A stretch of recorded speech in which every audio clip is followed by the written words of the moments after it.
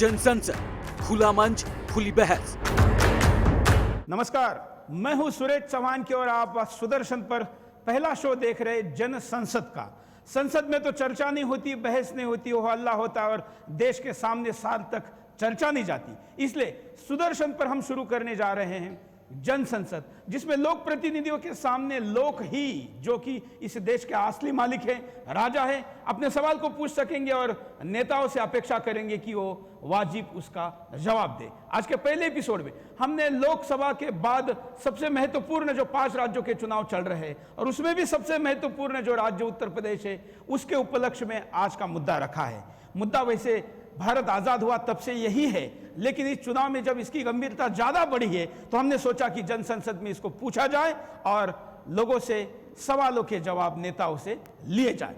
मुद्दा है हिंदुस्तान के आजादी के बाद ही, वैसे तो हिंदुस्तान जब आजाद हुआ तो इसका विभाजन धर्म के आधार पर हुआ, हिंदू इधर रहे और मुसलमानों के लिए पाकिस्तान दिया गया। लेकिन आजादी के बाद फिर भी मुस्लिम वोट बैंक एक ऐसा मुद्दा है जो आज भी राजनीति को प्रभावित करता है। इसके कई पहलू हैं और इसलिए इन सारे पहलुओं पर सार्थक चर्चा हो, इसलिए आज की ये जन संसद भरी है। मैं आज की जन संसद में हमारे अतिथियों का स्वागत करता हूं। हमारे बीच भाजपा से जो रूलिंग पार्टी है उसके प्रवक्ता है सुदेश वर्मा जी। सुदेश जी, आपका स्वागत है। हमारे बीच सत्याबेन जी है, पूर्व सांसद है, कांग्रेस की नेता हैं। हमारे बीच रितु सिंह जी है, तेज तर्रार बीएसपी की नेता हैं।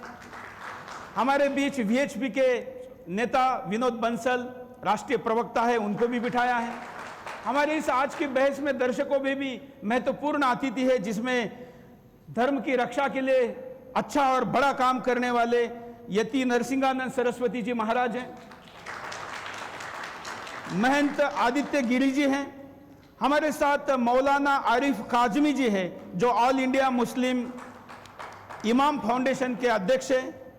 हमारे साथ हमेशा की तरह जितेंद्र खुराना जी हैं। तमाम और भी कई लोग हैं जो इस बहस में चर्चा लेंगे और हम चाहेंगे कि करीब करीब हर व्यक्ति को अपनी बात रखने का मौका मिले और आपको, दर्शकों को ये मान लीजिए कि यहाँ पर बैठे हुए ये आपके प्रतिनिधि हैं। हम चर्चा की शुरुआत करते हैं। चर्चा हम चाहेंगे, जैसे सुदर्शन पर हम कोई मुद्दा केवल हो हल्ले के लिए ना उठाकर किसी उपाय के साथ खत्म करते हैं, तो मैं दर्शकों और हमारे पैनल के लिए भी बताना चाहूंगा कि हम चाहेंगे कि स्थिति, कारण, परिणाम, उपाय, इस दिशा में हम चर्चा करें तो हम ज्यादा सार्थक कर पाएंगे। हम शुरुआत करते हैं बीएसपी से, क्योंकि बीएसपी उत्तर प्रदेश में एक ऐसा दल है जिसने अपने वितरित टिकट को दोबारा चेंज करके 100 मुसलमानों को टिकट दिए हैं। आखिर वोट बैंक की राजनीति की ये स्थिति है, इस स्थिति का सत्य क्या है? मैं आपको ये बताना चाहती हूँ कि बीएसपी ने कोई वोट बैंक चेंज नहीं करा है। उन्होंने टिकट उनको दिए जो हमारे यहाँ काम करते थे। और आपको ये जानकर मतलब वो होगा कि जो मुस्लिम्स हैं उनकी जो दशा है वो दलितों से भी खराब है। सच्चर कमेटी की रिपोर्ट ये कहती है। लेकिन आपको मुस्लिम और दलित अलग अलग देखने की जरूरत क्या है? एक चश्मा क्यों नहीं हो सकता कि ये सारे हिंदुस्तानी हैं?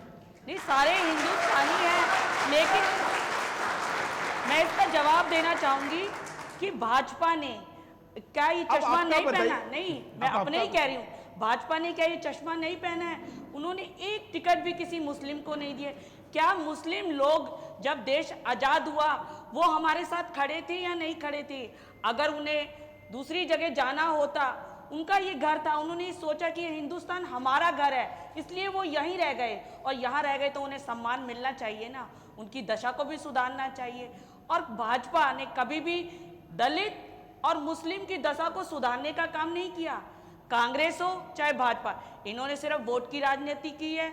वोट लेने तक इनका अधिकार है, राजा ये खुद बनते थे, इनको उठाना। क्योंकि आज मुसलमानों की जो दशा इतनी खराब हुई, दलितों की जो दशा जो खराब हुई, वो उसके जिम्मेदार कांग्रेस और भाजपा है। कारण परिणाम पे तो आएंगे, लेकिन स्थिति इतनी खराब है मित्रों, सब मेरे से सब लोग सहमत होंगे। स्थिति इतनी ज्यादा खराब है कि देश के प्रधानमंत्री भी यही कहते थे कि संसाधनों पर देश के पहला मुसलमानों का अधिकार है। स्थिति इतनी खराब है कि आप बताइए, केवल बात नहीं दिया, केवल बात टिकट नहीं दिया, केवल ना बिहार में दिया, आपके पास दिल्ली में दिया और ना यूपी में दिया। आपके पास आऊंगा, हम इसको राजनीतिक मंच ना बनाएं। स्थिति इतनी खराब है कि देश का मीडिया भी शायद सारे दर्शक भी मेरे से सहमत होंगे, देश का मीडिया भी जब बात आती है टिकट वितरण की तब यह, और राजनीतिक विश्लेषण की, तब यह कहता है कि मुसलमान एक वोट बैंक है।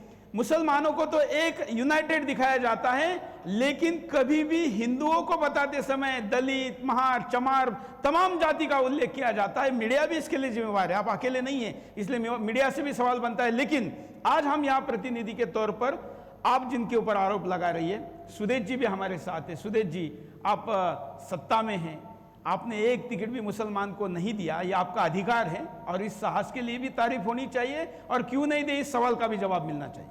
जी देखिए, सबसे पहले तो चौहान साहब ये आपत्तिजनक है कि इन्होंने पूछा कि हमने मुसलमान को नहीं दिया। इन्हें ये भी पूछना चाहिए था कि हमने किसी सिख को क्यों नहीं दिया, हमने किसी क्रिश्चियन को क्यों नहीं दिया, हमने किसी पारसी को क्यों नहीं दिया। ये भी माइनॉरिटी कम्युनिटी के हैं, आप क्यों बोल रहे हैं कि हमने मुसलमान को नहीं दिया। अध्यक्ष जी ने हमारे बताया है कि देखिए, टिकट में बहुत बड़ा क्राइटेरिया होता है कि आप जीत सकते हैं या नहीं जीत सकते। हमारे एनालिसिस में जो हमने सही समझा हमने किया, लेकिन हमने हिंदू मुस्लिम करके नहीं किया। हमने टिकट दिया उन नागरिकों को जो भाजपा के सदस्य हैं और जो जीतने का कुवत रखते हैं, और ऐसे लोगों को टिकट देना चाहिए। दूसरी बात जो इनकी इन्होंने बताया कि शेड्यूल कास्ट की इन्होंने बात की, मैं थोड़ा आंकड़े इनको बता दूं कि बीजेपी एक ऐसी पार्टी है जिसमें सबसे ज्यादा रिप्रेजेंटेशन शेड्यूल कास्ट का है, सबसे ज्यादा एमपी, सबसे ज्यादा एमएलए। इस रिप्रेजेंटेशन के बाद अगर इस पार्टी को आप बोलिएगा कि हम दलितों के खिलाफ हैं, तो दलित आप पर हंसेंगे। सबसे बड़ा रिप्रेजेंटेशन जो पॉलिटिकल रिप्रेजेंटेशन है वो बीजेपी के पास है, चाहे वो ऑर्गेनाइजेशन के रूप में आप देख लीजिए, चाहे इलेक्टेड रिप्रेजेंटेटिव के रूप में देख लीजिए। तो हम किसी को वोट बैंक नहीं देखते, हम लोगों को सिटीजन मानते हैं। और आपको पता होना चाहिए, हमने सिटीजन सेंट्रिक पॉलिटिक्स शुरू की है, एक नए आयाम खींचा है भारतवर्ष में, जहां विकास की राजनीति हो। और अगर अच्छा सड़क बनता है, मोदी जी ने कितनी बार बताया कि अच्छा सड़क बनता है तो उसको मुसलमान भी उतना ही यूज करेगा जितना हिंदू करेगा। अच्छा स्कूल बनता है तो मुसलमान भी उसको उतना ही यूज करेगा जितना हिंदू करेगा। तो आप अपने जिंदगी के बढ़ोतरी के लिए क्या चाहिए वो मांगिए सरकार से, हम उसके लिए हैं, न कि हिंदू और मुसलमान के लिए। मैं इनकी एक बात का जवाब देना नहीं सर, मैं एक बात का जवाब देना चाहूंगी, नहीं तो बात अधूरी रह जाएगी। इनसे पूछिए, कोई इनका राष्ट्रीय अध्यक्ष, कोई दलित हो, कोई प्रवक्ता है इनका दलित, हमारा राष्ट्रीय अध्यक्ष माइनॉरिटी कम्युनिटी से, हमारा राष्ट्रीय अध्यक्ष माइनॉरिटी कम्युनिटी से, पंजाब को छोड़ के कोई इनकी महिला मोर्चा की अध्यक्ष, कोई युवा मोर्चा की अध्यक्ष, कोई भी इंसान, सिर्फ 3 मंत्री इनके मंत्रालय में दलित हैं, और उनके पास ऐसे मंत्रालय हैं जिन्हें कोई जानता भी नहीं है। तो ये दलितों के बारे में कब सोचते हैं? इनका चेहरा तो यही दिखाई दे जाता है कि भाजपा का चेहरा किया है। कोई इनका कोई प्रदेश अध्यक्ष, कोई राष्ट्रीय अध्यक्ष, कोई मुझे ये बता दे। और आज हम अगर उन मुस्लिम्स की बात करते हैं, अरे हम तो कह रहे हैं कि सब लोगों को, ये सब लोगों को कहाँ वो टिकट देते, ये तो सिर्फ उन्हीं लोगों को टिकट देते हैं जो रिश्तेदारी हैं। आप देख लीजिए। चलिए हम रिश्तेदारी पे नहीं जाना चाहते, रिश्तेदारी पे अलग एपिसोड करेंगे। सत्या जी हमारे साथ है। सत्या जी, देश पर सबसे ज्यादा लंबे समय तक आपके पार्टी ने राज किया, आपके पार्टी की करामत इतनी बड़ी है कि गूगल पर अगर मैं हिंदू वोट बैंक भी डालूं तो भी मुस्लिम वोट बैंक ही दिखाई देती है।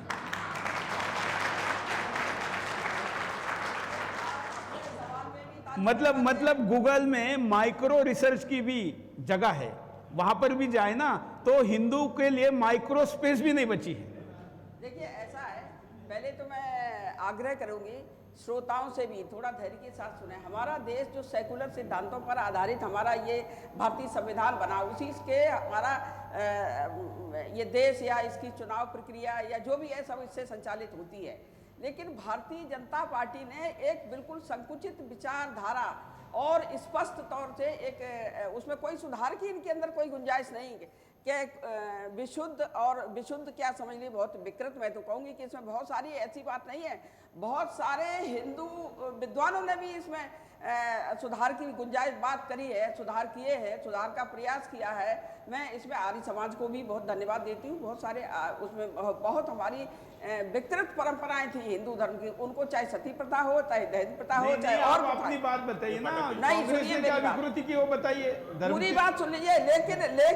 लेकिन भारतीय जनता पार्टी ने, और खासतौर से मीडिया को मैं कहना चाहती हूँ कि मीडिया ने, कांग्रेस ने कभी भी वोट बैंक नहीं समझा। एक भारतीय नागरिक होने के नाते भारतीय नागरिकों से मैं आपके इस कहने पे दर्शकों का वोटिंग लूंगा हाथ ऊपर करके। कांग्रेस नेता सत्या जी का कहना है कि कांग्रेस ने कभी भी वोट बैंक की पॉलिटिक्स नहीं की। क्या कितने लोग इस बात से असहमत है? वो हाथ ऊपर करें।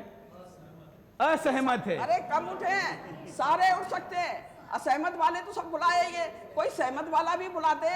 आपने एक तरफा यहाँ पर पंचायत कर रहे हैं, एक तरफा लोगों सबको बुला रहे हैं, किसी मुस्लिम को, किसी सिख को, किसी दलित को भी देखिए, बुलाया आप होगा। ऐसा कह नहीं सकती। हम अपेक्षा करते हैं सत्या जी कि हम निरुत्तर करने के बजाय लोगों को उत्तर दे दे। हमारे बीच वीएचपी के प्रवक्ता है, आपको इसलिए ऊपर बिठाया है क्योंकि हिंदू समाज ने अपेक्षा की थी कि आप एक वोट बैंक बना पाएंगे या वोट बैंक के तिलिस्म को तोड़ पाएंगे। देखिए, हम वोट दोनों बैंक चीजें पे नहीं हो पाई। विश्वास विनोद ही जी नहीं क्या करते। कहेंगे? हम भारतीय नागरिकों की नागरिकता में विश्वास हम करते हैं। वोट बैंक पे विनोद जी विश्वास का नहीं सवाल करते। जवाब दे दीजिए। विनोद जी। देखिए, सबसे पहले तो सूरज जी मैं आपको बता दूं कि विश्व हिंदू परिषद न कोई वोट बैंक बनाता है, न वोट बैंक में विश्वास करता है। हिंदू समाज एक है, एक था, एक रहेगा, ये हमारा संकल्प भी है। और उसने समय समय पर ये दिखा दिया है। हाँ, इतना जरूर है, मुझे आज बड़ा दुख है, जिन राजनीतिक पार्टियों के नेता यहाँ पर बैठे हुए हैं बड़े सुलझे हुए लोग हैं, लेकिन दुर्भाग्य से ये पता नहीं उस बात को क्यों नहीं समझ पा रहे कि आज से जो 1947 में जो स्थिति बनी थी इस देश की, आखिरकार देश का विभाजन क्यों हुआ था, हमें इस बात को समझना पड़ेगा। वो देश का विभाजन सिर्फ और सिर्फ धर्म आधारित हुआ था, वो संप्रदाय आधारित हुआ था। जब संप्रदाय में देश बंट जाता है उसके कारण देश के विभाजन हो जाते हैं। जब कहते हैं जहां जब हिंदू घटा देश बटा, ये इतिहास इस बात का साक्षी है। आखिरकार पाकिस्तान जैसा इतना बड़ा हरित भूभाग हमें खोना पड़ा, उसके कारण क्या थे? यही जो जिन्नावादी नीति थी, उसके कारण हमें खोना पड़ा। आज वही नीति कांग्रेस वही पालन कर रही है और उसी पर लेकर के बाकी राजनीतिक पार्टियां भी धीरे धीरे करके बढ़ रही हैं। कोई मुसलमानों के नाम से, कोई दलितों के नाम से, कोई किसी के नाम से, कोई किसी के नाम से हमारे संपूर्ण हिंदू समाज को, पूरे भारत को डिवाइड करने का जो कुचक्र इन्होंने चला हुआ है, ये बहुत घातक है। हाँ, इतना जरूर है, मैं मान सकता हूं कि इनका जो एक राजनीतिक जो अपना तुष्टीकरण की जो नीति है या जो लालच है वोट बैंक का, उस वोट बैंक के लालच से ये तो सत्ताधीश बन जाएंगे, हो सकता है, लेकिन सत्ता आने के बाद में इनकी क्या गति होगी ये इनको खुद को पता लग रहा होगा। भी मैं कहना चाहूंगा अपनी बहन को जो कांग्रेस की का रिप्रेजेंटेशन इस समय कर रही हैं, हमें पता है, देखिए अभी तक आपने 70 साल राज्य किया, देश को कहां से कहां पहुंचा दिया ये दुनिया देख रही है इसमें, लेकिन साथ ही साथ आपकी स्थिति अब कहां पर पहुंच गई है ये भी आपको आज कम से कम आत्मावलोकन करने की आवश्यकता है। मैं ये नहीं कह रहा कि किसी दूसरे दल को बहुत बढ़िया फायदा है, लेकिन हिंदू समाज का एक डिटर्मिनेशन है, वो कभी वोट बैंक के रूप में ना इस्तेमाल हुआ ना होगा, और न ही वो उसका जवाब देना भी जानता है। उसका जब जहां लहू बहा है वहां पर उसका प्रतिकार करना उसने सीखा है और दिया है उसने प्रतिकार, चाहे वो वोट बैंक के माध्यम से हो, वोट के माध्यम से हो या चोट के माध्यम से हो, दोनों तरह से वो प्रतिकार करना हिंदू समाज जानता है। इसके लिए कोई विश्व हिंदू परिषद को कोई ठेकेदारी की आवश्यकता नहीं है, ना हम इस तरह का कोई करते कि वोट बैंक के लिए किसी राजनीतिक पार्टी के लिए कोई काम करें। लेकिन निश्चित रूप से मैं जरूर एक निवेदन करना चाहूंगा आपके इस मंच से, एक अच्छी एक पहल आपने शुरुआत की है कि यह जो आपने कहा है कि जो स्थिति है, ये जो भयावह स्थिति है इस समय, वास्तव में इस स्थिति से देश को निकालना पड़ेगा और निकलना ही पड़ेगा, यही आज देश की आवश्यकता है। बिल्कुल। मैं एक बात कहना चाहूंगी। हमारे बीच में यहाँ कई मान्यवर बैठे जो समाज का प्रतिनिधित्व करते हैं। हमारे बीच में मौलाना आरिफ काजमी जी है, और जब मुस्लिमों की बात हो रही है और मौलाना को बोलने न दिया जाए तो फिर कहा जाएगा कि असहिष्णुता दिखाई जा रही है, इसलिए आपको बोलने का मौका देते हैं। आप इससे कितने सहमत है कि वोट बैंक है? पहले तो मैं क्या नाम वीएचपी के जो तर्जमान यहाँ बैठे हुए हैं उनसे मेरा सवाल ये है कि आप ये कह रहे हैं कि हिंदू समाज एक है, एक रहेगा और एक था, बिल्कुल, ये कौन मना करता है? हर बिरादरी, हर कौमियत, हर कम्युनिटी के लोग एक थे, एक हैं और एक रहेंगे। लेकिन हम चाहते हैं कि कम्युनिटी से आगे बढ़ के देश के नाम से तो बांटने की ओर। जी मैं बता रहा हूँ बीजेपी ने कभी ये काम नहीं किया कि उसने हिंदुओं को बांटा हो या मुसलमान, मुस्तकिल बांटते रहे। अभी आप किसी भी स्टेट में चले जाइए, कहीं यादव की पार्टी है, कहीं बहुजन पार्टी है, कहीं रालोद पार्टी है, कहीं कुछ है, ये सारे कौन हैं? हिंदुओं की सारी पार्टियां हैं। क्या हिंदू पढ़ते नहीं है? अगर आप ये नारा लगा रहे हैं कि हिंदू समाज एक था, एक है, एक रहेगा, तो सारी पार्टियों को आप एक क्यों नहीं बना देते? भारतीय जनता पार्टी जब बनी 1980 में, इन तमाम पार्टियों को अलग अलग बनने की क्या जरूरत पेश आई? दूसरी बात, मुसलमानों की जो बात बार बार पार्टियां करती हैं, आज तक मुसलमानों ने अपने लीडरों को कभी भी आगे सामने पेश नहीं किया। असदुद्दीन ओवैसी साहब को आप लोगों ने, मीडिया वालों ने, तमाम पार्टियों वालों ने यह कहना शुरू कर दिया ये मुस्लिम लीडर है। अरे उसको, उनको खामखा बिलावजह बदनाम करने की एक तरह से पहल शुरू कर दी है। वो लीडर हैं, वो अपनी पार्टी के लीडर हैं, वो जहां से जीत करके आते हैं सिर्फ मुस्लिमों का वोट उनको नहीं मिलता। चौथी बात, उनको सारे मुसलमानों का नेता मानते कि नहीं मानते? किसने बताया? वो मुसलमानों के नेता है ही नहीं। हम, वो तो हमारा भी जनता ये के कहना नेता है, हैं। इस बात पे हमारी एक राय है। वो तो जनता के नेता हैं, मुसलमानों के नेता नहीं है। मुसलमानों जनता के भी नहीं है, हैं? जनता के भी नहीं है। जनता के हैं। आप ये नहीं कह सकते कि जनता के नेता नहीं है। उन्होंने जनता के लिए काम किया, कॉलेज बनाए, स्कूल बनाए, हॉस्पिटल बनाए हैं, अभी भी वो बना रहे हैं। रही बात बीएसपी की, बीएसपी ने जब जब स्टेट में अपना राज किया, अभी सब पे आरोप के बजाय क्या आप सवाल पूछना चाहेंगे? एक मौलाना के नाते इस विषय पर 4 लोग आपके सामने हैं। नहीं, मैं एक बात कहना चाहूंगी पहले कि हम मौलाना लोग को कहना हमेशा चाहेगी?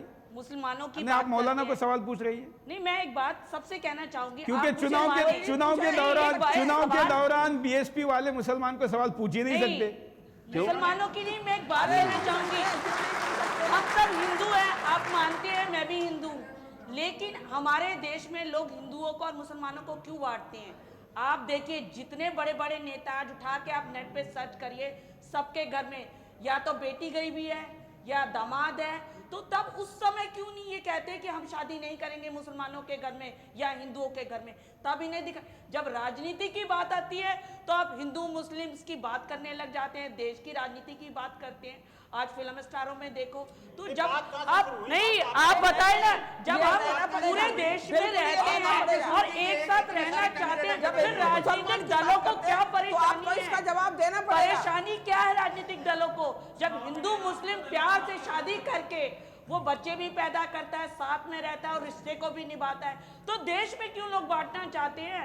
लोग क्यों नहीं जानते राम और रहीम एक ही हैं, उन्हें कोई छत नहीं है। आप राम से मांग लो या रहीम से मांग लो। आप कहते हैं आप ईद में, आप ईद में हिंदू ईद में मुस्लिम के घर खाना खाने जाता है, तब उसे याद नहीं आता, तब वो उसको गले नहीं आता है और राजनीतिक दलों में बैठ के उनके ऊपर दोष डालते हैं। आप भाजपा कहती है हम टिकट नहीं देंगे, हमारे यहाँ कोई आदमी नहीं था, तो ये गलत बात है। देश में हम सब लोग एक बराबर हैं और हमें प्यार से रहना चाहिए।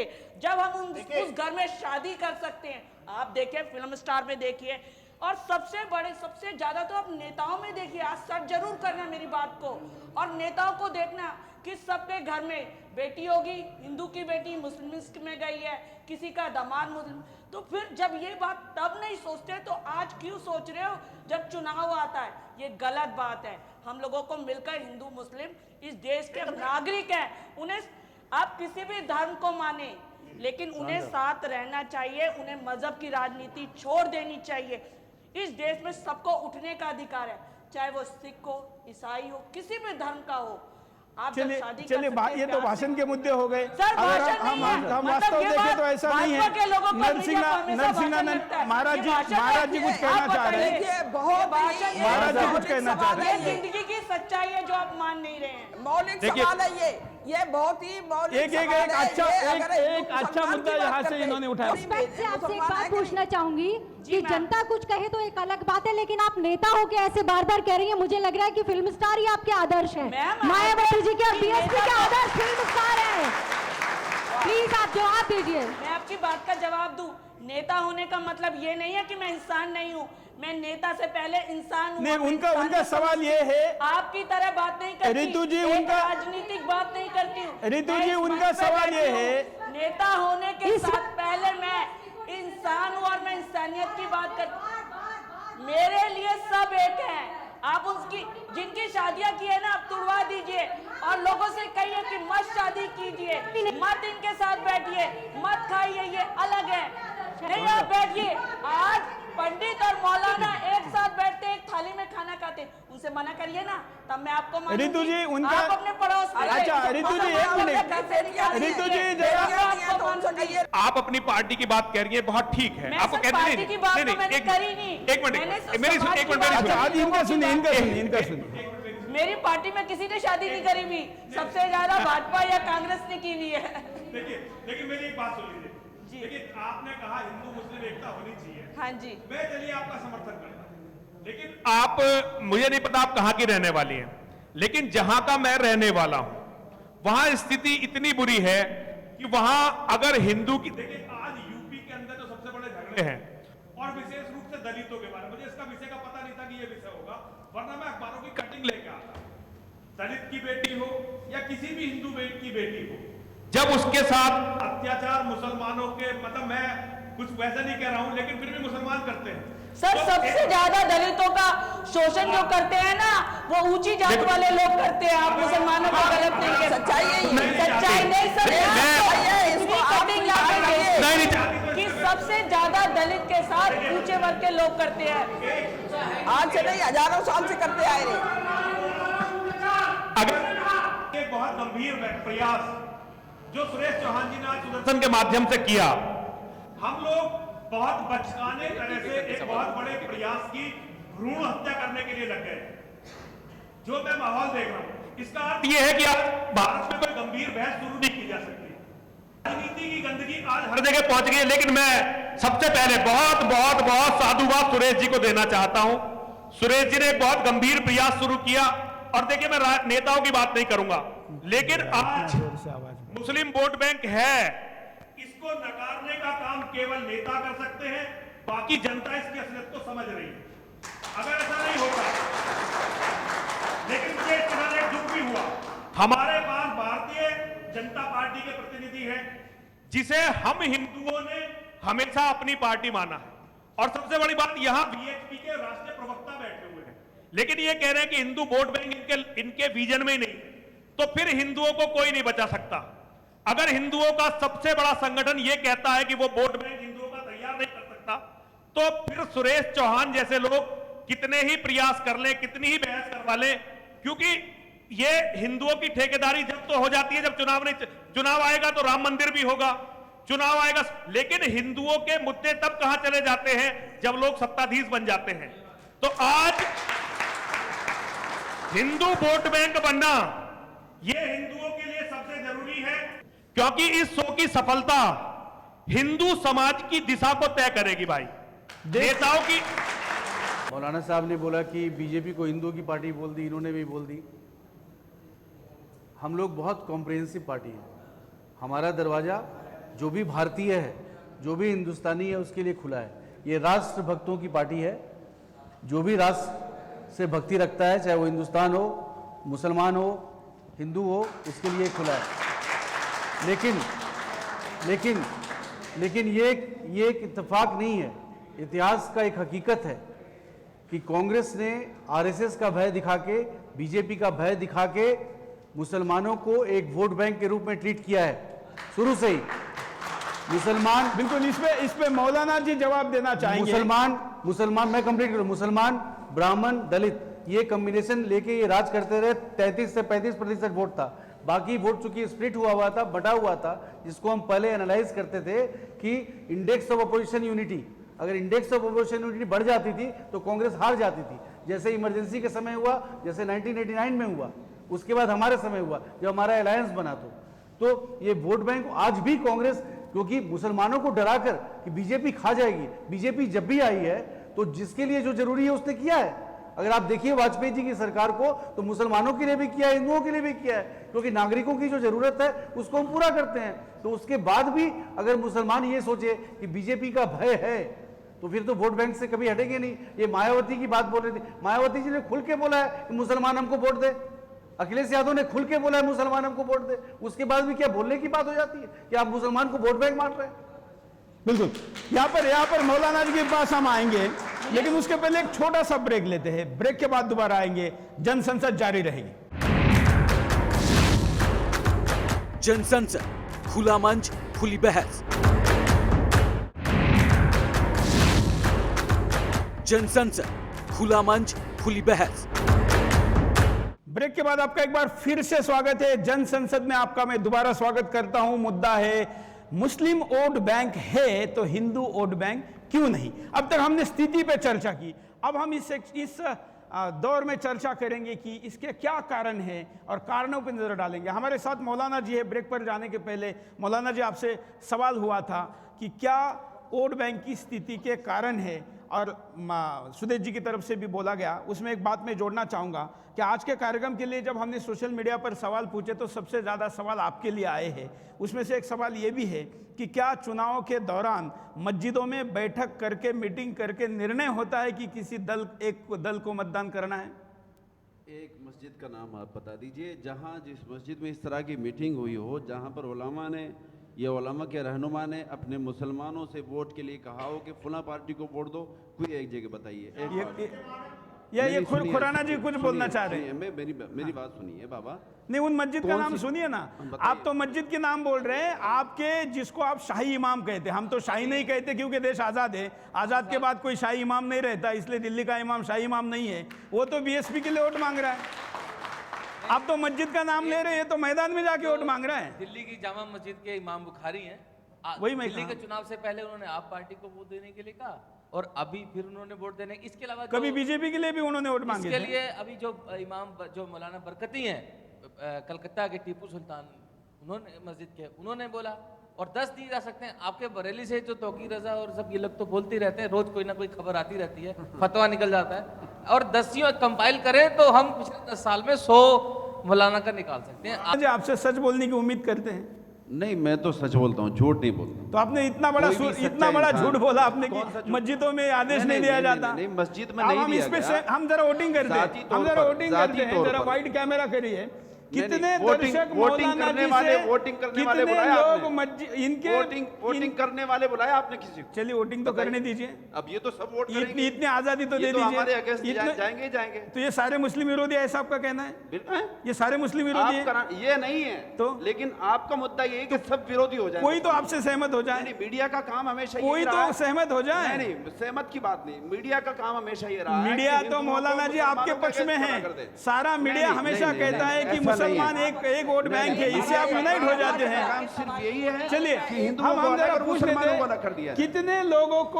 कितने लोग मौलाना जी से असहमत है? मौलाना जी का कहना है कि मस्जिदों में वोट करने का निर्णय नहीं किया जाता। कितने लोग असहमत है? सारे के सारे। अभी हम उल्टा करते हैं, कितने लोग मौलाना जी से सहमत है? वो हाथ ऊपर करिए।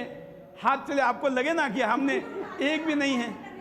आप खुद भी नहीं उठा रहे हैं। नहीं, मेरा पहले भाई, मैं अपने लिए क्यों हाथ उठाऊं? मैं तो खुद बोल रहा हूँ, मेरे हाथ उठाने की जरूरत ही नहीं है। मैं मस्जिद की बात कर रहा हूं। दोनों बातें आप इसमें बोलिए। आपने अभी कहा, 2 बातें गई। एक तो कहा कि मस्जिद में नहीं होता, फिर आपने कहा कभी किसी मौलाना ने नहीं बोला। आपने बोला और मैं आप नहीं। और अब ये है कि किसी मस्जिद से, किसी इदारे से आज तक ये मैसेज मुसलमानों को नहीं गया कि फला पार्टी को वोट दें। अलबत्ता किसी शाही इमाम ने या किसी अंसार रजा ने या किसी बरकती शाही इमाम है नहीं हिंदुस्तान में। आप शाही इमाम मत कहिए। आप ना माने, हम मानते नहीं, आप गलत मान रहे हैं। हम मानते आप गलत में। हिंदुस्तान आजाद होने के बाद शाही इमाम होने का क्या कारण क्या है?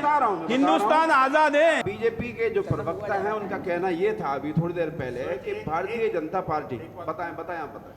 मैं ये कहना चाहता हूँ, आप तो वोट बैंक की बात कर रहे हैं कि वोट बैंक का अनाउंसमेंट नहीं होता। मैं तो कहता हूँ मस्जिद से आतंकवाद का अनाउंसमेंट होता है। तिरंगे को जलाया जाता है। मस्जिद के अंदर से पाकिस्तान का झंडा फहराया जाता है। बीजेपी की पहचान आप जैसे चेहरों से होती है। नहीं, पहचान यही है।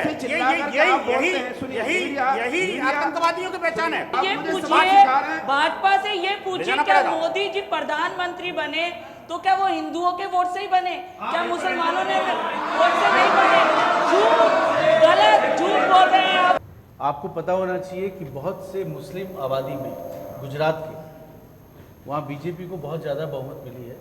और ये अरे वही तो कह रही है कि हिंदुओं ने सबने दिया है वो। अरे भाई भाजपा ने बताया कितने मुसलमानों के साथ क्या हुआ था, आपको पता है? वो इस देश के नागरिक नहीं थे। आपको किसने मना किया? पार्टी सबको आप उसको आप मुसलमानों को डराइए मत। आप डराइए मत। आपको मुसलमान वोट क्यों दे ये बताइए। हम आपस में बहस ना करें, हम सवालों के जवाब दें। मैं एक बात, 2 बात पूछना चाहता हूं। रितु जी, एक बहुत अच्छा उत्तर इसका इनके अध्यक्ष ने दिया था, अमित शाह ने कहा कि क्या किसी मुसलमान को टिकट देने का मतलब ही विकास है क्या? बिल्कुल विकास है, जब तक क्यों? वो लोग सत्ता में आएंगे नहीं। क्यों नहीं आएंगे? बिल्कुल हंसने की बात नहीं है, आप उनको कहने का काम नहीं एक करते हैं। नागरिक आप मानना उनके लिए चाहिए। क्या चलिए, काम आप करते हैं? हिंदू और उनके मुसलमान लिए ये आप देखते हैं, ये क्या बहुत काम गलत करते हैं करते मुझे हैं। बताएंगे। जब तक उनके अपने लोग उस सत्ता में चुन के नहीं आएंगे, अपने लोगों के लिए सोचेंगे। कितना विकास किया, लोगों को बोला था 15-15 लाख रुपए आएंगे, कहाँ आए? आपने 70 साल तक जो है ना जिस तरह से जनता को सींचा। सर मुझे नहीं कह सकते आप बहुजन समाज पार्टी नहीं, अपना आरोप वापस लीजिए, आप अपना आरोप वापस लीजिए। मतलब नहीं, मैंने नहीं लगाया ना, आप बोल सकते हो, मैं स्वतंत्र सब कुछ बोल सकते हैं। आप पहले आप अपना आरोप वापस लीजिए।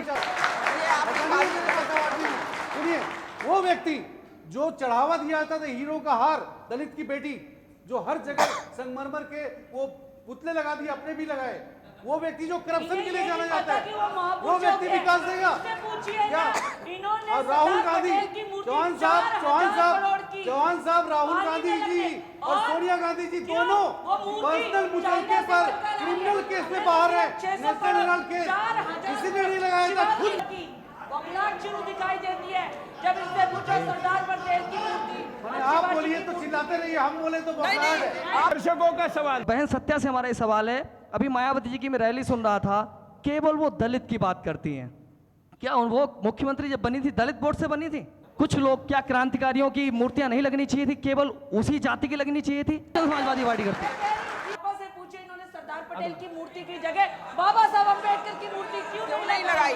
नहीं, आपको सरदार पटेल की मूर्ति पे आपत्ति है या नहीं है? इसलिए कहा, उन्होंने हम पे उंगली उठाई, उन्होंने कहा कि मतलब आपने मतलब नहीं मतलब लगाई। सरदार अरे तो पटेल की हमने अपने महापुरुषों की मूर्ति लगाई, आपने सरदार पटेल की, हमने तो ऑब्जेक्शन नहीं किया। बाबा साहब अम्बेडकर ऐसे है, वो सबके हैं। ऐसे थोड़ा बोलने में दीजिए। हाँ, आप देखिए, ये पूरा गुमराह कर रही हैं। Doctor B.R. अम्बेडकर हमारे बहुत बड़े आइकॉन हैं। मैं तो कह रही हूँ अरे कि सुन वो, लीजिए। अरे आप नहीं, सुनिए मैं ना, सुन लीजिए। रितु मैं जी। कहा लीजिए कि मैडम, कि अरे सुन तो लीजिए जरा, आप दूसरी तो मायावती लीजिए। बनने की कोशिश कर रहे हैं, अच्छी बात है, हमारी नहीं सर, शुभकामना मैं है, बहन जी की लेकिन जगह नहीं ले थोड़ा सकती। सुनिए, मैं बहन जी की उनको जगह बोलने नहीं दीजिए। ले सकती, ये आप गलत बात बोलने कह रहे दीजिए, हैं। बोलने। बाबा साहब जहाँ पढ़ाई किए, लंदन में पढ़ाई किया और जहाँ दीक्षा ली, जहाँ उनकी पुण्यतिथि हुई, सब जगह हमने धाम बनाए हैं। जो हमने धाम की बात की है, जो हमने टूरिज्म की बात की बाबा अम्बेडकर का, हर जगह हम कर रहे हैं। और हम तो इसलिए नहीं करते कि हम टोकनिज्म कर रहे हैं, हम मानते हैं कि उनका कंट्रीब्यूशन बहुत बड़ा रहा है देश के इतिहास में और बहुत रिवोल्यूशनरी रहा है। हमको जहां जरूरत पड़ेगा हम करेंगे, ये आपको बुरा लगेगा मोदी जी क्योंकि सीएम बनने से पटेल अगर हमारे जब तक आइकॉन है सीएम तो थे, कभी अम्बेडकर भी हमारे मोदी जी ने आइकॉन है। डॉक्टर बाबा साहब अम्बेडकर को एक माला तक नहीं पहनाई थी। रितु जी जरा जवाब भी दे दीजिए। मुझे एक बताइए, अभी इन्होंने जो बात कही कि उनके जन्म स्थान पर, उनकी शिक्षा के स्थान पर उतने स्मारक बनाए, इसलिए आप मोदी जी का आभार व्यक्त करेगी? नहीं बिल्कुल, लेकिन मैं ये करेगी ना? करेगी ना? नहीं, मैं अपनी बात को देखिए, पहले पूरा करूंगी। मेरी बात मोदी जी सुनिए। जब तक सीएम थे, मोदी जी ने डॉक्टर अरे अभी किया, अभी किया, आज तो राजनीति कर रहे हैं। चलो आज किया, आज किया, राजनीति कर रहे हैं। चलो आज राजनीति की, अच्छा है कि नहीं? कर रहे हैं, बिल्कुल आज मोदी जी। आज राजनीति की। राजनीति की अगर कल पे जाना है तो आपका कल नारा था, तिरक तराजू और तलवार इनको मारे ये जूतो हमारी चार। नहीं थी, ये आप जैसे ये मीडिया आपका की- ना- मीडिया की सोच थी, कभी बहन जी की सोच नहीं थी ऐसी। ये मीडिया की सोच थी, हमारी सोच रितु थी, जी, लोगों की आपके सोच थी। आपके बीएसपी में आने के पहले भी बहुत पानी मैंने गुजर कई चुका बार है। इस बात का जवाब दे चुकी हूं। चलिए एक एक सवाल लेते हैं। हाँ, मेरा सवाल ये है, अभी बहुत देर से आप दलितों की बात कर रही हैं, बहुत सारे आंकड़े हैं वैसे तो, लेकिन मैं फिर भी 5 और 6 गिनाऊंगा कि फिरोजाबाद में 5 युवकों ने मिलके एक दलित को पेशाब पिलाया, मायावती जी के मुंह से आवाज नहीं निकली। आगरा में एक दलित की 5 युवकों। मैडम एक मिनट, मैडम एक मिनट, मैडम एक मिनट, मैडम सवाल सुनिए, मैडम जवाब देना, सवाल सुनिए, मैडम सवाल सुनिए। आगरा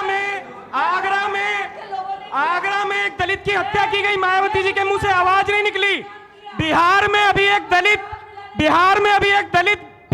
बलात्कार पीड़िता आर लगा रही है, मायावती जी की आवाज नहीं निकली। वारंगल में 5 युवकों ने मिलके एक बलात्कार किया, लड़की प्रधानमंत्री आवास तक गई, मायावती जी के मुंह से आवाज नहीं निकली। ये दलित नहीं थे मैडम। रितु जी, अगर कोई सवाल पूछ रहा है तो पूरा पूछने दीजिए, आप पूरा जवाब दीजिए। बसपा की प्रतिनिधि से है, अभी पिछले दिनों सुप्रीम कोर्ट का आदेश आ चुका है कि धर्म और संप्रदाय के नाम पे वोट नहीं मांग सकते, ये भ्रष्टाचार की श्रेणी में माना जाएगा बिल्कुल। और एक्शन भी लिया जाएगा। इसके बावजूद मायावती हर रैली में ये बोलती हैं कि सारे मुसलमान मिल करके वोट सपा को ना दें, सारे मुसलमान एक मुश्त वोट बसपा को दें और बसपा की सरकार बनाएं। ये खुल्लम खुल्ला बहन जी हर ने रैली में बोलती आचार हैं। संहिता के तो बाद ये कभी सुप्रीम भी कोर्ट ऐसी के बात आदेश नहीं का करी है। अवहेलना कर रही है कि नहीं कर रही है? नहीं, बहन जी ने कभी भी नहीं करी है। और आज मैं आपको बता दूं, भाजपा ने कभी मुस्लिम्स के बारे में सोचा नहीं, कांग्रेस ने हमेशा यूज किया और सपा ने जो वादे किए वो कभी पूरे नहीं करे। और अगर हमने उनको कोई सम्मान दिया तो मतलब लोगों के पेट में दर्द हो रहा है। ये तीनों पार्टियों के, भाजपा, सपा और कांग्रेस, तीनों के पेट में दर्द है। लेकिन अध्यक्ष, आपकी मायावती को बचाने वाली कांग्रेस थी, आपकी बचाने वाली कांग्रेस सर, थी। बचाने आप वाला कांग्रेस ऊपर वाला होता है। इस तरह की अभी हम एक सवाल लेंगे। आज इस मंच के माध्यम से सिर्फ मैं जानना चाहता हूं कि आप मौलाना साहब और अन्य मुस्लिम पार्टियों से ये पूछने की हिम्मत करेंगी कि जगह जगह देश और विदेश में हो रहे हिंदू उत्पीड़न के बारे में उनका कोई बयान या कुछ भी उनके समर्थन में वो लोग क्यों नहीं बोलते?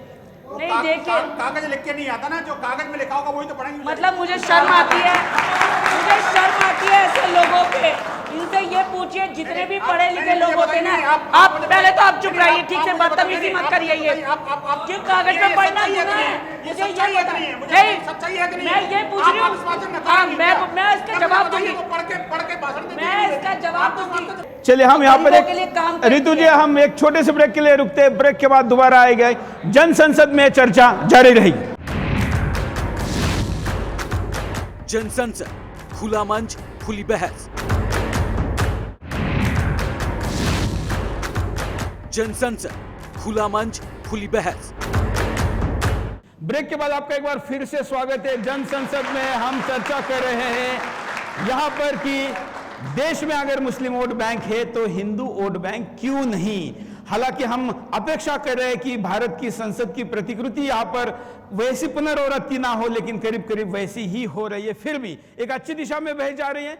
अगले दौर में हम चाहते हैं कि परिणाम क्या हो और उपाय क्या हो, इस दिशा में हम चर्चा करें। सवाल लेते हैं। मुझे अपने मुस्लिम भाइयों पे तरस आता है कि ये वोट डालने के लिए क्यों नहीं आजाद हुए। इनको बताना पड़ता है कि वोट किसको डाला जाए। ये अपनी मर्जी से वोट नहीं डाल सकते, ये अपनी मर्जी से वोट नहीं डाल सकते। इनको बताया जाता है कि इनको वोट डालिए। जी, आपका जवाब मैं दे रहा हूँ। क्या नाम है आपका? नहीं, आप जी, मैं बता रहा हूँ। क्या नाम है? जो भी नाम हो, नाम पूछ के थोड़ी जी, सवाल शर्मा जवाब जी, दिया नहीं, जाता है। सुनिए। अगर सलीम होगा तो क्या जवाब देंगे? सुनिए,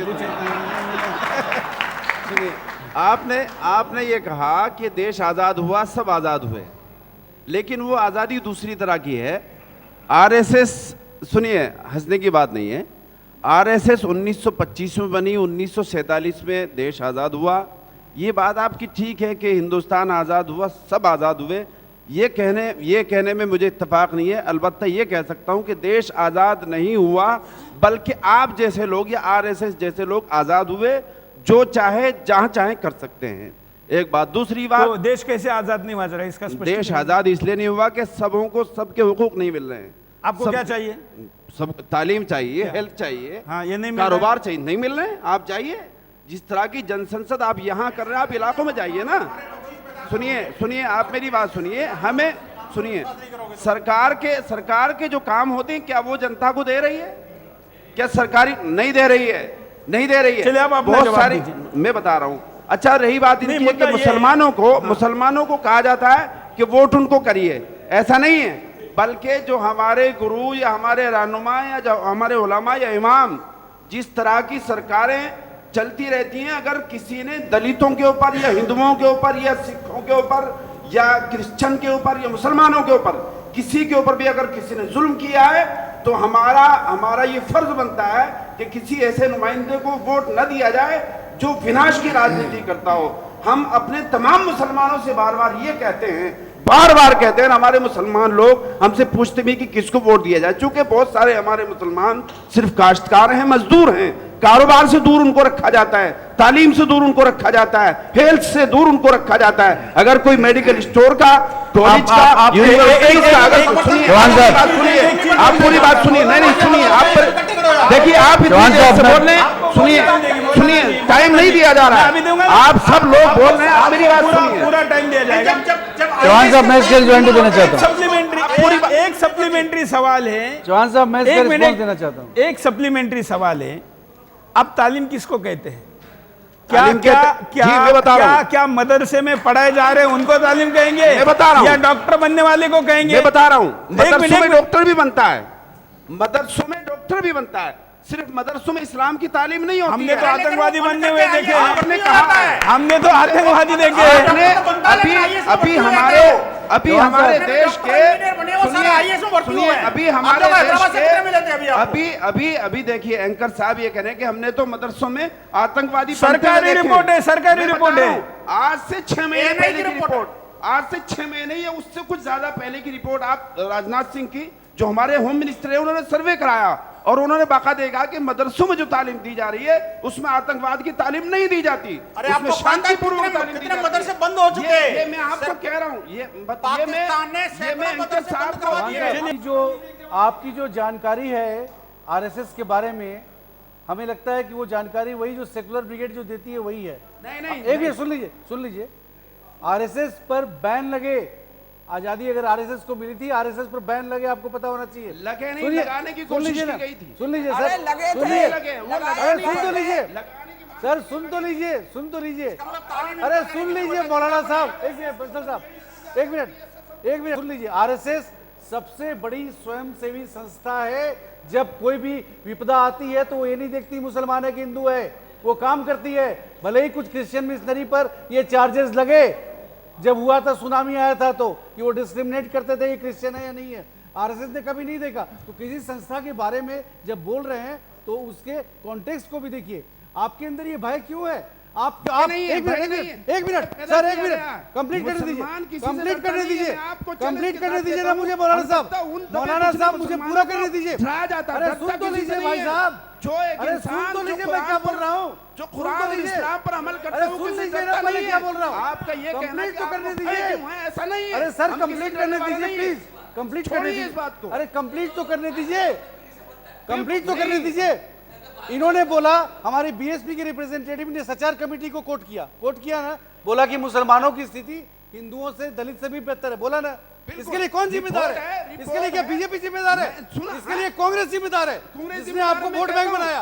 आप कंडेम करिए उसको। मैं कहता हूँ नई धारा में जुड़िए, नई धारा में जुड़ने से किसने मना किया आपको? अब मैं इस बात को कहता हूँ, ये नहीं बोलेगी कांग्रेस के खिलाफ, कांग्रेस रिस्पॉन्सिबल है। तो आप बीजेपी आरएसएस क्यों बार आ जाते हैं? हमने कहा मुसलमानों के खिलाफ किया। कांग्रेस के अपोजिशन में भाजपा भी बैठा था। बीजेपी का प्रोग्राम है, कांग्रेस का नहीं है। एक हमारी अम्मा को यहाँ बुलाया, वो बेचारी कितना बोलेंगे, कोई बोलने देगा तब ना उनको। नहीं बोलने जब देंगे, वो बोलती है तो पूरा सब बोलने लगते हैं। अरे आप हमारी नहीं, कोई नहीं बोलने देंगे। मतलब कांग्रेस पर भरोसा है आपको? नहीं, फिर क्या दोष लगा दिया? ऐसा नहीं है। बीजेपी का मंच है, बीजेपी की मीडिया है, तो फिर कौन बोलेगा बताइए? सत्या जी क्या चाहते हैं हमसे पूछना? उनका कहना है कि आपने आरएसएस का नाम लेके डरा के इनको हमेशा पीछे रखा। बोलिए। बिल्कुल कांग्रेस नहीं, देखिए ऐसा है कि अगर कोई निष्पक्ष यहाँ पर देखना चाहे तो लोग ये बताएं कि देश में राजनीतिक विचारधारा आप हिंदुत्व की चाहते हैं या एक भारतीय नागरिकता की चाहते हैं? भारतीय नागरिकता की होनी चाहिए और ये सपने भारतीय नागरिकता की होनी चाहिए।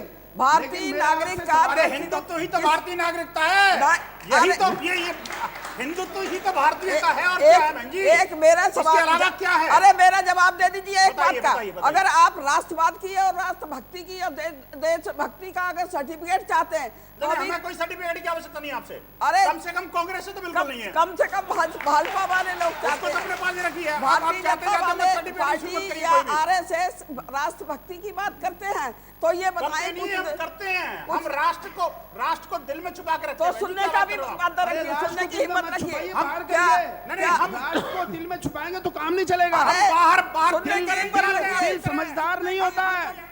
सुनिए मैं आपको बता रहा हूँ, हम हमको कश्मीर को आप बनाना नहीं है। आप मेरी बात हम सुनिए। आपकी तरह अलग आप पाकिस्तान मेरी की बात मांग नहीं सुनिए। करते हम लोग। आप हम मेरी कोई बात बांग्लादेश सुनिए। नहीं बनाते। भारत को दिल में इनके- छुपाया जाता है। अरे, भारत को बाहर रहने दीजिए। इनके राष्ट्रवाद चर्चा होने दीजिए। हाँ, अभी कुछ दिनों पहले मध्य प्रदेश में भारतीय जनता पार्टी के नेता पकड़े गए आरएस उनके लिए आईएसआई के लिए और पाकिस्तान के लिए जासूसी करते हुए। कोई मीडिया नहीं दिखाएगी, कोई मीडिया नहीं दिखाएगी। यही राष्ट्रवाद है। और दूसरी बात, नोटबंदी की मैं बात करना, 650 करोड़ शादी में खर्च करके कहाँ से आए थे वो पैसे? किसके शादी में 650? अरे भारतीय जनता पार्टी एक सांसद है, नाम बताइए। 650 करोड़ में शादी की वो है। मैडम गलत बोल रहे हैं। नाम बताइए। नहीं, 5,000 करोड़ की शादी करी थी या नहीं करी थी अभी? अरे 5,000 करोड़ की नाम बताइए, नाम बताइए। अरे अभी क्या कहते हैं वो गडकरी जी थे, कौन थे?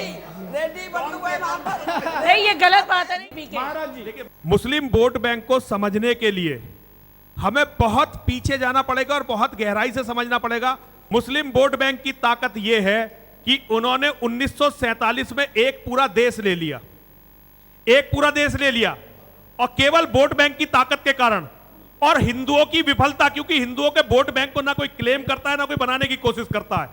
हमने देश दे दिया पाकिस्तान नाम का, जो एक पाकिस्तान बना और बांग्लादेश बना। उस समय हमने कांग्रेस को हिंदूवादी पार्टी माना था, सारे हिंदुओं ने कांग्रेस को अपनी पार्टी माना और सारे मुसलमानों ने मुस्लिम लीग को पार्टी माना। और दुर्गति यह हुई कि 40 लाख लोग मारे गए पाकिस्तान में, हिंदू बहन बेटियों का बलात्कार हुआ, आज तक भी वो जख्म भरे नहीं है। मुस्लिम वोट बैंक की ताकत इतनी बढ़ गई है कि देश दोबारा बंटवारे के कगार पर है। यहां जितने भी लोग बैठे हैं पैनल पर, सबने ये क्लेम करने की कोशिश की है कि वो मुस्लिम विरोधी नहीं है और हिंदुओं के हित की किसी ने बात नहीं की, किसी ने भी हिंदुओं के हित की बात नहीं की। क्यों? क्योंकि सबको भय है कि अगर उन्होंने मुस्लिमों के विरोध में कुछ भी बोल दिया तो एक तो उनकी पार्टी उन्हें अपनी पार्टी से निकाल कर फेंक देगी। गलत बात कह रहे हैं, गलत बात। मतलब समानता की बात नहीं करते। मैं हिंदुओं से केवल इतना कहना चाहता हूं, अभी भी समय है, राजनीति की मृगमरीचिका से निकलकर अगर तुमने अपना वोट बैंक बना लिया तो ये नेता तुम्हारे पास, तुम्हारे चारों तरफ घूमेंगे। मेरा सवाल बीजेपी वालों से है, आप केवल रामलला का मंदिर बनाएं, इन मुल्लों से हिंदू की रक्षा तो हम खुद कर लेंगे। जय श्री राम। आपने जो राम जन्मभूमि की बात की, हम लोगों ने बहुत स्पष्ट, हम एक राजनीतिक पार्टी हैं, राम जन्मभूमि हमारा प्रतीक चिन्ह है, हमारे लिए ये आस्था का प्रश्न है, कल्चरल नेशनलिज्म का प्रश्न है। आपको पता है कि ये मूवमेंट कैसे चला और उसके बाद जो हमने स्टैंड लिया है, जो सबने माना है कि हम इंतज़ार करेंगे, न्यायालय में है मामला, न्यायालय क्या फैसला लेती है। एक तो ये तरीका हो सकता है, दूसरा तरीका ये हो सकता है लीडर्स कम्युनिटी के बैठे और ये रियलाइज़ करें कि स्टेक्स किसका ज़्यादा है, आपस में मिल बैठ के फैसला कर लें, तो वहाँ जरूर भव्य राम मंदिर बन सकता है। मानना चाहिए, मानना चाहिए। आप मानते हैं ऐसा? इन्होंने अपना पद्धति बदला है। आप मानते हैं? अपने पूर्वज को नहीं बदला है, अपने पूर्वज को नहीं बदला है। थोड़ा इस पे क्लैरिटी हो। हम सब हिंदू हैं, ये आप आशावादी रहे और ये कुछ और सोचे तो क्या फायदा? हिंदू हैं क्या आप सनातन धर्म को मानने वाले हैं? हिंदू कहते किसको आपको पता है? इस पर तो बहुत डिबेट हो चुकी है, हमने डिबेट अभी आप बता दीजिए ना, आप बता, नहीं सुनिए, आप उसी भाषा में आइए, आप बताइए परिभाषा में ही सुनिए, नहीं आती है आपकी परिभाषा में ही 15 साल पढ़ा मैंने, 15 साल। बताइए परिभाषा में ही मान लीजिए। सुनिए, हिंदू कहते किसको हैं? अरे आपके पूर्वज राम थे या नहीं थे? अरे पूर्वज को छोड़ दीजिए, पूर्वज तो आज से 1438 साल पहले पूरी दुनिया में सब हिंदू थे। आज पूरी दुनिया में 2.25 अरब मुसलमान हैं। कोई तो अच्छाई है इस्लाम के अंदर, जो लोग मुसलमान हो रहे हैं। और आप जो राम लला की जो आप आवाज लगा रहे हैं, बनाइए, इसी के खिलाफ हम हैं। अरे जब कोर्ट में बात चल रही है, सुनिए एक मिनट मौलाना जी, आप बड़ा आपने अपने धर्म पे हर व्यक्ति को गुमान होना चाहिए, बिल्कुल होना चाहिए, ताल भी उसके लिए ठोकना चाहिए, बिल्कुल होना चाहिए। लेकिन जो इतने बड़ी संख्या में बने, वो स्वेच्छा से कितने बने और तलवार के दम पे कितने बने? एक भी तलवार के दम पर नहीं बना, क्या बता, एक भी नहीं बना। और आज भी एक भी तलवार के दम पर नहीं बना। आज भी आप मुस्तकिल किताबें पढ़ें, अखबार पढ़ें, टीवी चैनल मैं आपके लिए सिफारिश करता हूँ, इससे अच्छा राजनेता ऋतु जी आपके पार्टी को नहीं मिलेगा। अगली बार इनको टिकट देंगे। गलत बात नहीं करिए, ऐसा नहीं, इतना साफ झूठ बोलने की हिम्मत होना बहुत अच्छी बात है। इतनी साफ इतना साफ झूठ बोलने की हिम्मत हो ना, ये राजनीति कार्यक्रम। सवाल सिर्फ बीजेपी से है, क्योंकि औरों से तो उम्मीद हमें है नहीं, और हमने अपना पूरा हिंदुत्व का बहुमत देकर बिल्कुल नहीं लूंगा, बिल्कुल भी नहीं लूंगा वापस। गर्व है, गर्व से बोल, पीछे सिर्फ सवाल भी है और उसी में जवाब भी है। बीजेपी से सवाल था, आप जो है वो शब्द क्यों कहे? अरे भाई आप पढ़े लिखे लोग हैं, मुझे आपसे आशा नहीं थी। आप जो है कब तक, आपको सबको अच्छी तरह से पता है, चाहे आप कितनी भी चाटुकारिता कर लें, आपको मुसलमान वोट नहीं देगा। लेकिन हमें सिर्फ एक चीज का जवाब दे दीजिए कि कब तक हिंदुत्व के नाम पे हमसे वोट लेकर हमारा ही शोषण करते रहेंगे। बात शोषण की नहीं है। देश जो है, देश बनता है, बहुत समय लगता है, हम उस प्रोसेस में हैं। वो प्रोसेस आपके कारण ही आगे बढ़ी है, जनता के कारण ही आगे बढ़ी है। देश कहता है कि भारतीय जनता पार्टी ध्रुवीकरण की राजनीति करती है और हिंदू मुसलमानों में बांटकर अपना फायदा उठाती है। वो आपकी बातों से सही साबित हो गया। जवान साहब, हमें तो लगता था कि उत्तर प्रदेश को हम विकास के एजेंडा पर जीते। आपकी बात जो डेमोग्राफी की है, जो मैं समझाऊं क्रक्स जो आपका मामला है, दो मुद्दे हैं। एक तो है कि भारत का जनसंख्या, हमारे देश का जनसंख्या जिस तरह से बढ़ रहा है, क्या हम सस्टेन कर पाएंगे अपने आप को? मतलब महाराज जी के इस बात से आप सहमत हैं? बिल्कुल चर्चा होनी चाहिए। देखिए, डेमोग्राफिक पॉलिसी पर चर्चा होनी चाहिए। नियंत्रण पे हमने सबसे पहले संजय गांधी के समय में संजय गांधी ने, इंदिरा जी ने सबसे पहले जनसंख्या नियंत्रण का कार्यक्रम रखा था। वो हमें उसका वो क्या मिला? हमें उसी पर हमें हार मिली थी। मैं कहना चाहता हूं, देखिए आज देश के अंदर पहली बार, देश के इतिहास में पहली बार हिंदुओं की आबादी 80% से कम हुई है। एक बात। दूसरी बात, हम में से हो सकता है, केवल मैं आपके आंकड़े में जोड़ता हूं जी, हिंदुस्तान में 9 राज्य ऐसे जहां हिंदू अल्पसंख्यक हो गए, अल्पसंख्यक हो गए हैं। तीसरी बात और सुनिए, जिन 5 राज्यों में चुनाव हो रहे हैं, उनमें से भी उत्तर प्रदेश के अंदर, उत्तर प्रदेश की जो शहरी आबादी है, उस शहरी आबादी में जो ओवरऑल जो परसेंटेज हमारा जो 79% है, वो 66% है। आपको पता नहीं होगा, ये जितने भी उत्तर प्रदेश की शहरी हिंदू आबादी है, वो 66% से भी नीचे आ गई है। और ये जो स्थितियां बन रही हैं कि पश्चिमी उत्तर प्रदेश का बहुत बड़ा भूभाग हिंदू पलायन होने को मजबूर है, पलायन करने को मजबूर है, या वहां का दमन होता है, या धर्मांतरण होता है, लव जिहाद की घटनाएं होती हैं, ये सब चीजें आम होती जा रही हैं। मैं ये कहना चाहता हूं, देखिए आप राजनेता हैं, राजनीतिक रोटियां सेकिए, लेकिन कम से कम इस देश और इस धरती की इज्जत करना जरूर समझिए। इसका मतलब हिंदू मारने की बात कर रहे हैं आप, दलित और आदिवासी मारे जा रहे हैं, आप हिंदुओं की बात कर रहे हैं। अगर आप दलितों की बात करते हैं तो मैं बताता हूं, सरेआम उत्तर प्रदेश के अंदर सत्या जी, बजरंग दल का आपको तो खुशी होनी चाहिए कि लेकिन मायावती जी नहीं पहुंची। अरे हद कर रहे हो। गुजरात में जब तुम्हारे क्या कहते थे, आप भाजपा के हो। रितु जी नहीं, मुझे तो लगता है जब तुम्हें दर्द नहीं हुआ था, जब क्या कहते हैं गुजरात में दलितों को किस तरह मारा गया। आज व्हाट्सएप पे देखिए, यूपी में कहाँ थे आप लोग? आप लोगों का शासन चल रहा है। रितु जी, मुझे तो लग रहा है कि आप भाजपा के हैं। विनोद जी नहीं, मुझे तो लग रहा है जिस तरह की आप बात कर रहे हो। अच्छा, एक मिनट, आप दोनों को तो खुश होना चाहिए कि बीजेपी के खिलाफ कड़वा हिंदू भी सवाल उठा रहा है और वीएचपी का हिंदू भी सवाल उठा रहा है। आप लोगों को तो खुश होना रहा है। आप बताइए, एक मिनट, दलितों को पिटने से कोई डर नहीं है। आपका ये कहना है कि जहां पर हिंदूवादी कार्यकर्ता मारा जा रहा है, बीजेपी केंद्र में सत्ता में होने के बावजूद उसको क्यों नहीं बचा पा रही है? क्योंकि वो दलित है, वो आदिवासी है, पीड़ित है। वो पार्टी इतने दिन सत्ता में रही है कि हमारा देश जो है फेडरल स्ट्रक्चर है, लॉ एंड ऑर्डर जो सिचुएशन है स्टेट का है। जो भी ये वाक्य बता रहे हूँ केरला का है, जहाँ बीजेपी के कार्यकर्ता मारे गए, आरएसएस के कार्यकर्ता मारे गए। कार्यक्रम के आखिर में उस दिशा में पहुंच रहे जहां पर पहुंचना चाहिए था। 2-3 गंभीर मुद्दे जो हिंदुओं को लेकर और मुसलमानों को लेकर जो सामने आए, उस पर मुझे लगता है कि हमने इतनी लंबी बहस करने के बावजूद भी इसलिए कंक्लूजन पर नहीं पहुंचे हैं क्योंकि मुद्दा सालों पुराना है, 7 दशकों पुराना है। हम आशा करते हैं कि आज के कार्यक्रम में हमने जो मुद्दे उठाए, राजनीतिक दलों तक लोगों की गंभीरता गई होगी और राजनीतिक दल इस पर संज्ञान लेते हुए हम आशा करते हैं, क्योंकि आशा पे ही जीवन चलता है, कि आने वाले हिंदुस्तान के लिए आज की लीडरशिप लोगों की भावनाओं को समझेगी, लोगों ने जो आज चिंता यहाँ पर व्यक्त की वो भी करेगी, और जो यहाँ का मूल समाज है हिंदू समाज, उसको यहाँ से बेदखल होने की नौबत नहीं आने देगी, वो भी वोट बैंक बने बगैर। आज के लिए इतना ही, सबका धन्यवाद करते हुए जय हिंद।